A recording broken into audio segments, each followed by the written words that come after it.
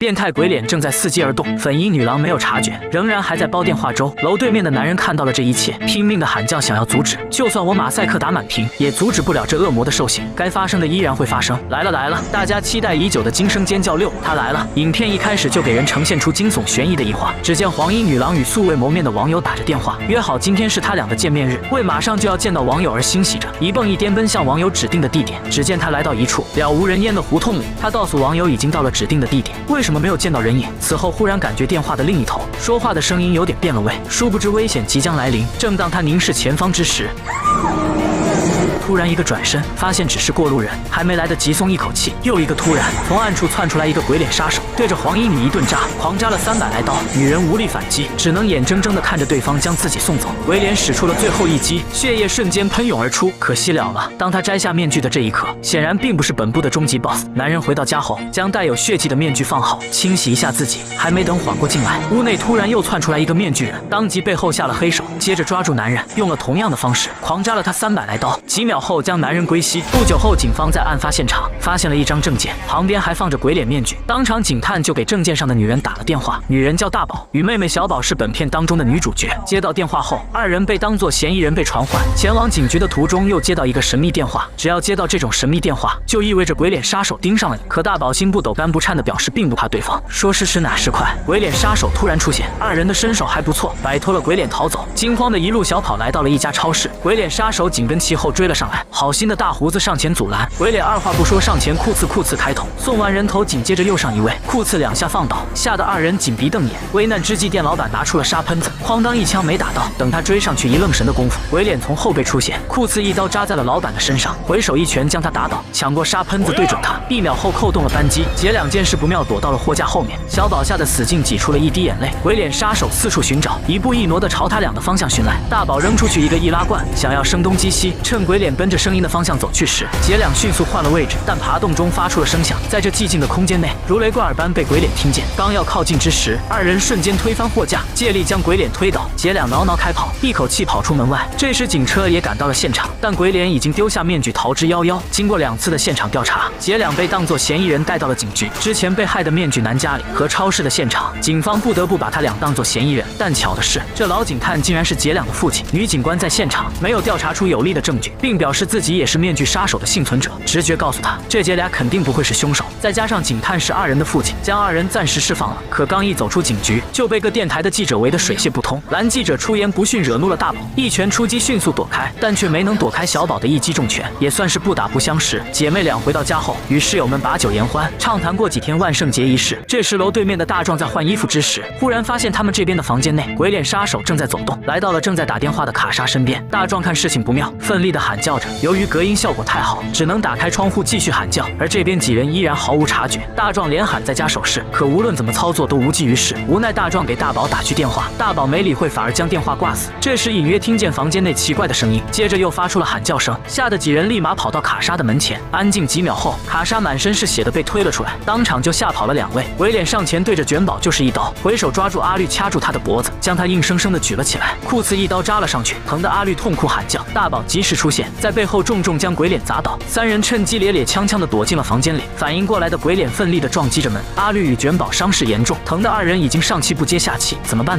就在这时，大宝发现了对面的大壮，由于是100米高空，大壮递过来一个梯子，先是大宝顺着梯子爬，这个高度个谁都得害怕，我看着腿都颤抖，反正要是我死活都不爬。但大宝还是颤颤巍巍的爬了过去。这时剩下的阿绿和卷宝二人互相推让，无奈卷宝第2个爬到了梯子上，但此时鬼脸就快要将门撞开，卷宝也同样有惊无险的爬了过去。接着轮到了阿绿上了爬梯，由于伤势严重，爬得比较艰难。这时鬼脸也撞开了门，他抓住梯子开始摇晃，一顿颠一顿晃，最终阿绿从100米高空摔了下去，那真是惨不忍睹，面目全非，没能逃过此劫。第2天警方都赶到了现场，也没能查出个所以然来。大宝的弟弟二毛珊珊来到现场，也不知道去哪鬼混去了才出现，所有人对他都投去了埋怨的眼神。老警探说着没能保护好大家，伤心的哭泣着。记者表示他一直在暗暗查鬼脸一事，希望大宝他们也能加入进来。随后将几人带到到了一个秘密之地。当灯光亮起的一刻，赫然发现这里都是记者收集到的有关凶手与被害者的物品。二毛觉得这里太不可思议了，为了能查出真凶，就连台上的模特做的都那么逼真。几人回到家后，蓝记者正在查阅有关鬼脸的一些信息，他也接到了神秘电话，对方表示他多管闲事，声称要灭掉蓝记者的全家。一听这话，开始向对方求饶，但已经为时已晚。在蓝记者的惊吓中，鬼脸将她的老公的尸体从窗外扔了进来。漫步的一点点靠近，蓝记者看势不好，撒腿就跑，鬼影如幻影般追了上来。逃跑中拿起平底锅反抗，顺手将对方拍倒，借机继续跑。鬼脸起身继续追，反正是一个跑一个追，追了好半天。别说这蓝记者还挺能跑，一路小跑来到房间，锁好门，拿出了珍藏已久的小手枪，砰砰2枪。下一秒，鬼脸破门而入，一刀扎了上去，挣扎过后，酷刺又一刀。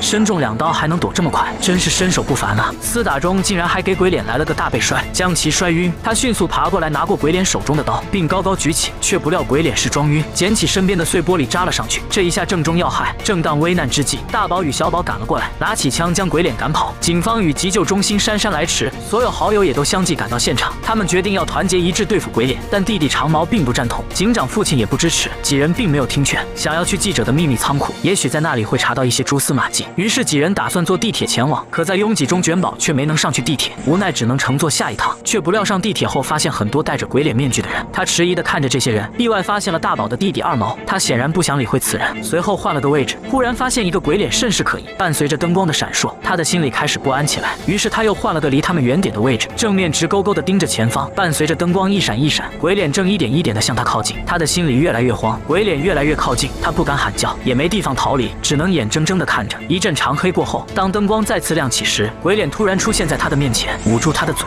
一刀扎进他的腹部。他无力挣扎着。灯光亮起后，周围的人竟然没有发现此景。鬼脸拔刀后离开。这时二毛发现了他，赶紧将他救起。这边几人来到了秘密基地，开始分工行动。这时大宝接到了警长的电话，说是经过一些调查，发现女警官有嫌疑，她没准就是鬼脸杀手。大宝听后惊恐地挂断电话，朝着好友们跑去。可这里不知道什么时候上了锁。伴随着灯光关闭后，大屏幕上呈现出鬼脸杀人的整个过程。而小宝这边毫无察觉，还在忙着谈情说爱。聊了不到10分钟，两个人就进入了爱河。可正当你侬我侬之时，鬼脸突然出现，一刀扎进了小宝后背。多亏这小黑卷身手不错，3下2下放倒了鬼脸。逃跑中正好撞见了大宝，转眼间3个人跑到了另一个房间。在这里又出现一个鬼脸，上来小宝又是挨了一刀。黑卷身手敏捷，又是3下2下将对方放倒。接着就是3个人前面哇哇的跑，后面鬼脸咔咔追，边跑边还击。3个人索性不跑了，合力开始收拾鬼脸，一脚将他踢晕。黑卷拿一个玻璃瓶准备砸他，却不料撞晕的鬼脸酷刺一刀。这时另一个鬼脸也来到了这里，两个人拉着黑卷狂扎了不知道多少刀。姐妹两只能眼睁睁看着，数秒后将其送走，然后开始收拾这姐俩。就在危难之际，女警不知道从哪窜了出来，2枪吓跑了鬼脸。这时警长也来到了这里，嘴里说着你就是鬼脸。女警官强硬的回答不是。这时2个鬼脸从暗处走了出来，女警官以为要袭击警长，警长突然开枪打倒了女警。大宝小宝这时才反应过来，原来他才是幕后的 boss。另外2个纷纷摘下了面具，其中一个是弟弟二毛，另一个是弟妹卡莎。他不是之前死了吗？原来这一切都是在演戏，他们觉得这样很刺激。另一个目的是要杀光大宝的所有好友，逼他加入他们的鬼脸杀戮。父亲警长认为这是一种艺术，并拿出鬼脸面具让他戴上。此时姐妹俩一脸蒙圈，你给我滚边拉去！瞬间一刀划到了大宝的胳膊上，不加入那就要毁掉。警长要对这姐俩下手。争斗几秒后，苏醒过来的女警将卡莎击倒，二毛瞬间冲过去按到女警，一刀扎进了她的腹部。大宝拎个板砖跑过来拍倒二毛后，借我刀用一下，拔出女警腹部的刀，冲到弟弟二毛面前，酷刺捅了上去。逃跑中小宝不慎跌落，但手太滑，大宝抓不住他。二毛在下面像狩猎一样，兴奋地等待猎物掉下来。中枪的卡莎依然没死，找到这里缓缓地朝大宝走来。就在这危险之际，他将刀递给了妹妹，小宝接过小刀，随即坠了下去。坠落后，借力直接将刀插入二毛的口中，这回他该归西了吧？大宝这边同样瞬间拿起地上的枪对准了卡莎，姐俩开启了反杀之路，一枪正中眉心，这回该彻底凉了吧？轮到父亲警长，这时没子弹了，接着扔下枪，以100米冲刺的速度冲向对方。在还没来得及开枪的同时，大宝抱住了警长，惯例使2个人同时跌落。当警长缓过来之后，他也接到了一通电话，对面同样是神秘的声音，谁在模仿他？拿着枪四处寻找。当他不安之时，戴着面具的神秘人缓缓地走了出来，对准警长一顿狂扎，上上下下，左左右右，目测扎了不止300来刀。他摘掉了面具，原来是女儿大宝。刚要举起最后一击的时候，等一下，妹妹示意他下手要狠点。